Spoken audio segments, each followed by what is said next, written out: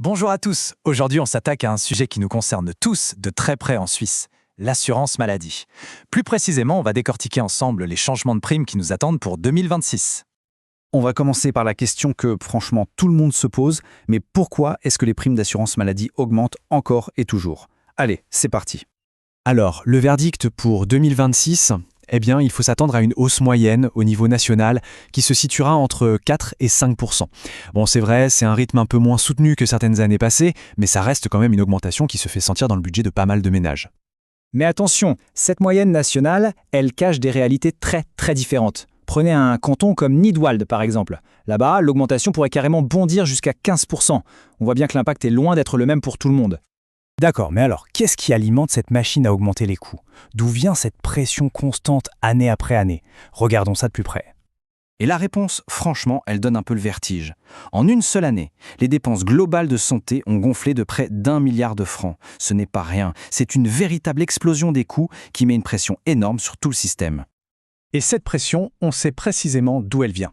Les coûts flambent littéralement dans 3 domaines. En tête, la psychologie, avec une hausse de plus de 15%. Juste après, on trouve les soins à domicile, qui grimpent de plus de 11%, et enfin les séjours à l'hôpital. Voilà les principaux moteurs de la hausse.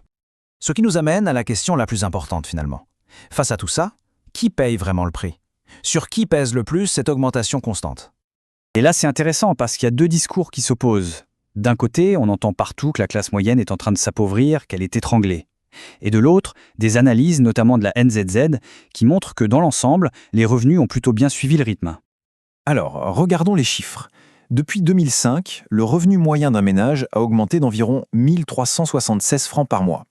Pendant la même période, l'augmentation des primes a été de 158 francs. Donc, sur le papier, oui, le pouvoir d'achat moyen a progressé. Mais, et c'est un très gros mais, on parle ici de moyenne et ça ne reflète pas toutes les situations individuelles. Il faut aussi ajouter une pièce essentielle au puzzle, le filet de sécurité. Il ne faut pas l'oublier, près de 30% de la population, c'est quasiment une personne sur 3, reçoit une aide de l'État, des subsides pour payer ses primes. Et ça, évidemment, ça change pas mal la donne dans ce débat. Sauf que, et c'est le point crucial, ces subsides ne règlent pas tout, loin de là. Quand on regarde de plus près, on voit que les 20% des ménages les plus modestes consacrent une part de leurs revenus 2 fois plus grande aux frais de santé que les ménages les plus riches. L'inégalité face à ce fardeau, elle, est bien réelle. Maintenant, on va s'intéresser à un cas vraiment particulier, une sorte d'ovni dans le paysage suisse qui fait beaucoup parler de lui, le canton de Zug.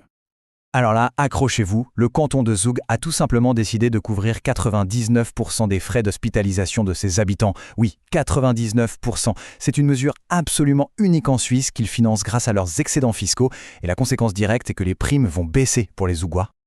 Alors, solution miracle? Pas si vite. Cette décision est très loin de faire l'unanimité.